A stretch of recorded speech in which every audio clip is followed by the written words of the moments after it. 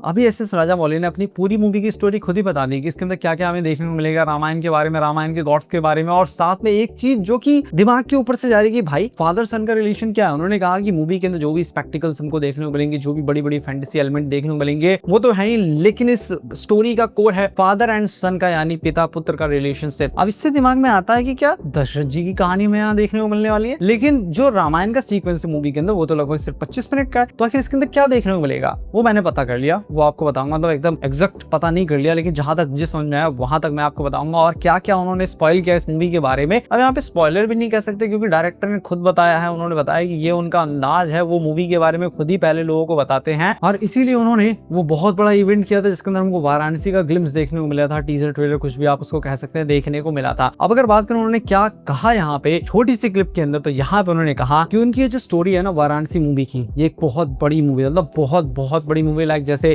बाहुबली की स्टोरी थी ना, वैसे ये एक बहुत बड़ी मूवी है जिसको शब्दों में एक्सप्लेन करना काफी मुश्किल है, लेकिन फिर भी मैं शब्दों में एक्सप्लेन करूंगा, कोशिश करूंगा एक्सप्लेन करने की, ऐसा उनका कहना था। साथ में उन्होंने कहा कि स्टोरी इतनी बड़ी थी इसी वजह से उन्होंने वो अनाउंसमेंट वीडियो बनाया था, लेकिन ट्रेलर बनाया था जो हम सब लोगों ने देखा और वो कमाल का था। सोचिए अनाउंसमेंट वीडियो या कहीं एक छोटा सा ट्रेलर इतना अच्छा है, तो इसका जो फुल फ्लेश ट्रेलर आएगा वो कितना ज्यादा अच्छा होगा भाई। साथ में उन्होंने ये बताया कि इसके अंदर आपको अफ्रीका, इसके अंदर आपको एंटार्क्टिका, इसके अंदर आपको रोम, हर एक चीज देखने को मिलेगा। साथ में यहाँ पे हमको रामायण का युग देखने को मिलेगा, रामायण के गॉड्स देखने को मिलेंगे, मतलब भगवान राम, हनुमान जी, जामवंत, ये सब लोग हमको इसके अंदर देखने को मिलने वाले हैं। ऐसा इन्होंने नहीं कहा, लेकिन रामायण मूवी के गॉड्स कौन है? भगवान राम है, लक्ष्मण है, हनुमान जी है, जामवंत जी, अंगद, ये सब लोग, मतलब उनको भगवान नहीं बोल रहा हूँ लेकिन बता रहा हूँ, वो सब लोग हमको देखने को मिलने वाले हैं। और 25 मिनट का जो सीक्वेंस है उसके अंदर हमको यही सब चीजें देखने को मिलने वाली है। साथ में एक और चीज उन्होंने कही कि इसके अंदर हमको नेचुरल डिजास्टर भी देखने को मिलेगा, जो कि बहुत जगह कंफर्म हो गया। अब इनके मुंह से भी कंफर्म हो गया कि नेचुरल डिजास्टर हमें इसके अंदर देखने को मिलेगा, जहां पे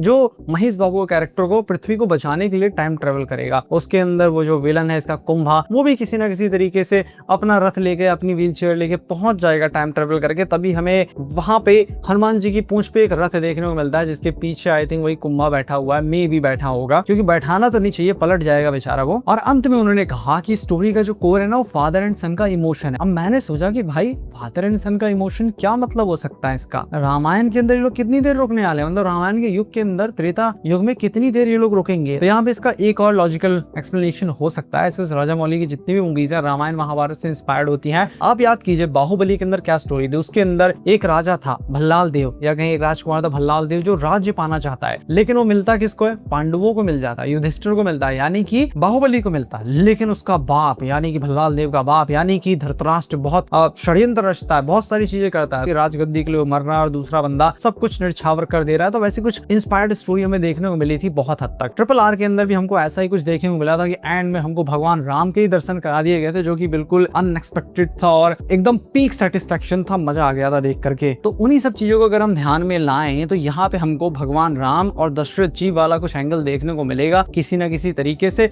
जहाँ पे ये हो सकता है कि महेश बाबू के जो पिता होंगे वो भी एक आर्कियोलॉजिस्ट होंगे, साइंटिस्ट होंगे, और उन्होंने भी बहुत सारे एक्सप्लोरेशन किए होंगे और उनका एक सपना रहा होगा जो पूरा वो नहीं कर पाए होंगे, और वो महेश बाबू को वचन दिलाए होंगे कि बेटा तुम मेरे लिए इस चीज को पूरा करो। यहाँ पे ये हो सकता है, और वहां से फिर वो रोम, एंटार्क्टिका, अफ्रीका, अलग अलग कॉन्टिनेंट में जाएंगे, सफर करेंगे और वहां पे एक्सप्लोर करेंगे। बट इस स्टोरी के अंदर कैसे हमारा विलन कुंभा इंक्लूड होगा, ये आई थिंक इसका भी जवाब कुछ हद तक मिलता है कि जब ये अफ्रीका कॉन्टिनेंट में जाएंगे, वहां पे एक्सप्लोर कर रहे होंगे, तो वहां पे कुंभा आ जाता है, क्योंकि पोस्टर के अंदर हमने देखा है पीछे अफ्रीका वाली चीजें देखने को मिल रही है। तो वहां से फिर कुंभा किसी ना किसी तरीके से इनकी जर्नी के अंदर इंक्लूड हो जाएगा, और जो नेचुरल डिजास्टर आने वाला है, जो एस्ट्रॉइड टकराने वाला है पृथ्वी से, शंभाला आई थिंक उसका नाम है, वो सारी चीजें मिलके टाइम ट्रेवल और बहुत सारी चीजों को जन्म देंगी। तो यहाँ पे बहुत हद तक ऐसी चीजें हमें देखने को मिलेंगी। मैं कोई बहुत बड़ा थ्योरिस्ट नहीं हूँ कि मैं बहुत सारी थ्योरी बनाऊं, जो मेरे समझ में आया वो मैंने आपको एक्सप्लेन किया, और जो एस राजामौली ने खुद कहा उससे मेरे समझ में आ रहा है कि हाँ ऐसी ऐसी चीजें यहाँ पे देखने को मिलेगी।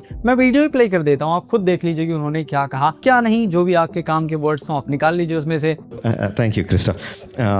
So I have this habit of telling the story of my film before we start the project.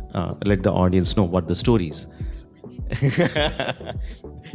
Yeah. So when it came to Varanasi, just like Bahubali also, the story is so big, so vast, that is, I felt it would do an injustice to the story if I just talk about it in words. So, but I still want to give the audience what to expect out of it. Then came the idea of making this announcement teaser. So that's what we made, the teaser that you saw of Varanasi, what you're going to experience in the film. You're going to experience the wilderness of Africa, you're going to experience the cold and ice of Antarctica. One film, just one film. One film, you are going to experience the gods of Ramayana in that. You're going to experience the natural disasters and fantastic elements. So that is the experience that you're going to have. But like I said in the beginning, at the core of all this is the emotion of father and son. So that expands into all this. So that is Varanasi about.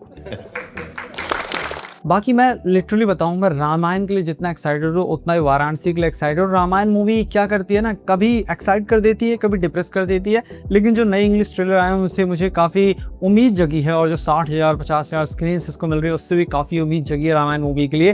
तो मैं इन दोनों ही movies के लिए बहुत ज़्यादा excited हूँ। And let me tell you, मैं झूठ नहीं बोलूँगा, मुझे एवेंजर्स एंड गेम से ज़्यादा रामायण मूवी देखने का एक्साइटमेंट है कि मैं रामायण को देखना चाहता हूँ। डूम्सडे के लिए इतना एक्साइटमेंट नहीं है, क्योंकि एक्साइटमेंट मार्वल ने खुद खत्म किया है, कोई ढंग की मूवी नहीं आई। पहले जो एक्साइटमेंट था ना, जब ये मूवीज आती थी एंड गेम से पहले, तो अलग ही लेवल का था सब कुछ। लेकिन अभी मैं एंड गेम से ज़्यादा रामायण के लिए एक्साइटेड हूँ, और रामायण से भी ज़्यादा वाराणसी के लिए एक्साइटेड हूँ। आप बताइए, आपको क्या लगता है कि क्या चीज़ें हमें देखने को मिलेंगी वाराणसी मूवी के अंदर? और मैं मिलता हूँ आपसे अपनी नेक्स्ट वीडियो में।